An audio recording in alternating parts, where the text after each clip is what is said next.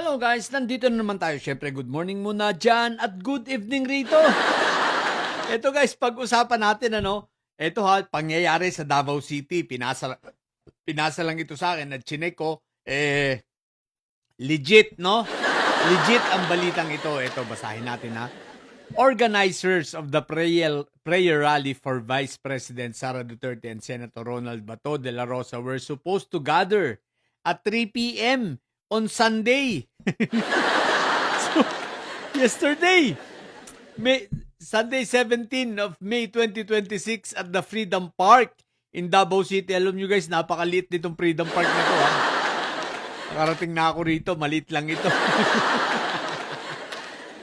In Davao City, ito pala malapit sa City Hall lang ito But organizers waited and waited for more supporters to arrive. 2 hours later, they were still waiting. Ayan few supporters at the Davao City Prayer Rally for Sara and Bato. Mga didilis, ano na? Huy, Park! Umalis ka na kasi dyan sa Maynila. Dapat nandito ka pumunta. Isipin mo, Davao City na sariling balwarte na walang dumalo. Nilangaw kayo. So, ibig sabihin lang 30 ninyo, hindi lang sa Maynila, pati sa Davao City, 30 na rin lang. Anyari! Oh, di ba? Accurate ngayon yung survey ng Tanghere at itong RPMD. Na talagang maging ang mga taga Mindanao at ilan sa mga taga Davao City ay gustong makita na itong si Inday Sayad ay harapin ng impeachment. At marami na sa taga Davao City ang nagigising na dapat ay hindi nila konsintihin itong si Senator Espriquitek. Eh tingnan nyo naman mukhang may nagsasalita doon, walang tao, what the heck? Anyari na, Davao City ito guys hindi ito sa kung saang lugar lang. So ito ay pagpapatunay na talagang lusaw na kayo, mga didilis. Ito ay pagpapatunay na wala na talaga kayong pagkakaisa o dahil wala na talaga kayong tao. So ibig sabihin, ano pa yung aasahang pagkakaisa kung wala naman kayong tao na, di ba? Wala na, lusaw na kayo, di ba ga? Ang natitira na lang sa inyo, mga vloggers na bayaran, di ba? At itong mga kanilang mga trolls. Pero yung legit na tao ay wala na.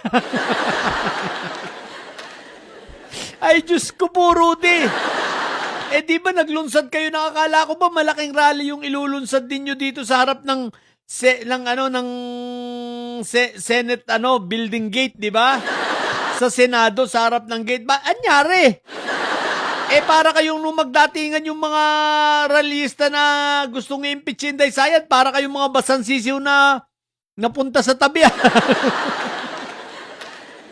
Para kayong mga basansisiw na nagsitabihan. At nakita ninyo yung pagkakaiba ng libong tao, mga kabataan, mga iba't ibang sektor ng ng lipunan kaysa sa inyo na mga wala pang 30. Paano nyo ngayong mapapatunayan na madami pa kayo? Kung yan mismong sa Davao City, ganyan na ang rally ninyo. Isipin ninyo, linggo pa yan wala pang pasok. Anyari? Walang bayad. Tinanong ko nga yung puting kabayo, paano yung mga leader nyo kahit daw yung mga leader nyo, kahit itong mga pamangkin ni Inday Sayad, kahit itong mga congressman na mga anak ni Iyutman, hindi pumunta Kahit nga yata si Iyutman, hindi nagpakita. Ay, Diyos ko po, Rudy. Ano na nangyari mga didilis? Ano na yung ipinaglalaban ninyo? Bakit hanggang Davao City? Wala na kayong tao. Hanggang comment section na lang kayo. Hanggang sa comment section nga, kumukunti na. Tapos ang lakas ng bunganga lang ninyo. Ito pinakamaingay ngayon, ito si Park na bobo, no? Aba, si Park ang tapang, nagyayabang, naghahamon ng debate sa mga taga-UP. Teka lang, Park, sa akin nga hindi ka umubra. Huwag ka nang manawagan, di ba? Sa akin nga, umiyak ka na eh. Uminom ka na wala ka ng tigil sa pag-inom ng tubig at pagkain ng mani, nanunuyo na yung labi mo eh. Isang tanong pa lang yung tinatanong ko sa'yo. Tapos nagmukha kang tanga. Ang sagot mo marami pero ni isa wala ka maibigay. Tapos nag-ahamon ka pa, ang tapang mo, sabi mo sa mga Tagalog, hinahamon mo. Eh nung kaharap nga kita, hindi pa nga tayo magkaharap. Panay ang inom mo na ng tubig, ninenervyos ka na. Bunga nga. Nakita ko yung video nito si Park nung giniba nila yung parang fence, no? Aba, sabi nito, yan ang ginagawa niyo dyan. Punta kayo, pasok na kayo. Nakatayo lang ron. Hoy, bobo, kung matapang ka, ikaw ang unang papasok. Eh, bakit mo pinapauna pa yung iba na pumasok? Ba't hindi ka pumasok kung matapang ka? Paghahalatan duwag ang puting. Taga Mindanao daw siya, taga Cotabato raw. Eh, anong pakinamin kung taga Mindanao ka? Kung matapang ka, gusto mo ba talaga naghahanap ka ng away? O, ito Park ha, ito. Itag nyo si Park, sabihin niyo kung naghahanap siya ng away. Sige, kahit anumang oras. Sabi niya, pupuntahan pa niya sa bahay niya, yung hinahamon niya. O sige, ito Park. Punta ka sa barangay Ilang-Ilang. Ha? Diyan sa Fairview, sa Batasan Hills. O ha? Barangay Ilang-Ilang. O, punta ka sa basketball court, sabihin mo sa akin kung anong oras. Okay? Anong oras ka lalapag ron? Magsabi ka lang.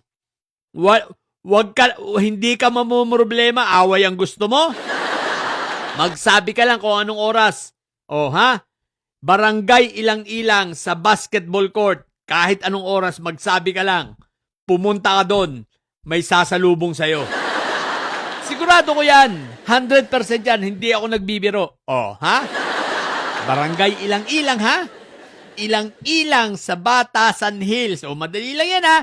Dito lang, lusot ka lang. Alam mo yung St. Peter, bituturo ko na sa'yo. Alam mo yung St. Peter. St. Peter Cathedral sa Commonwealth.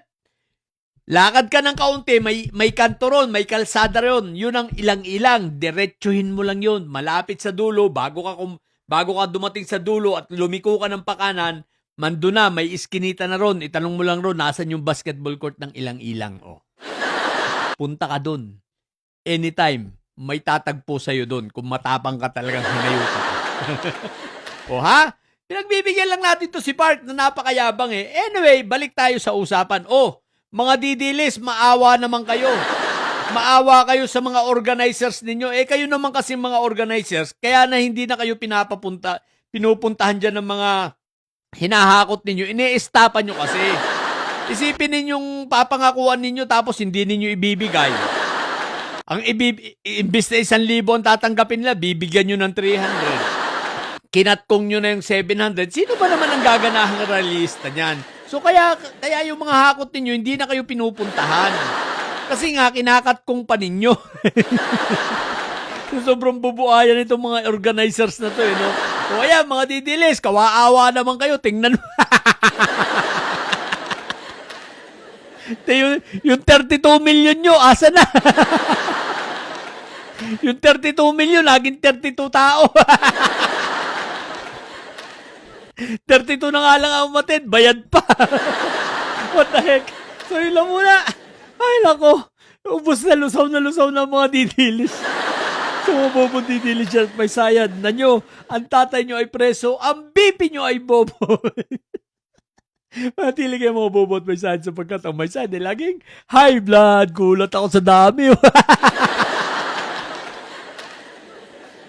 Bye!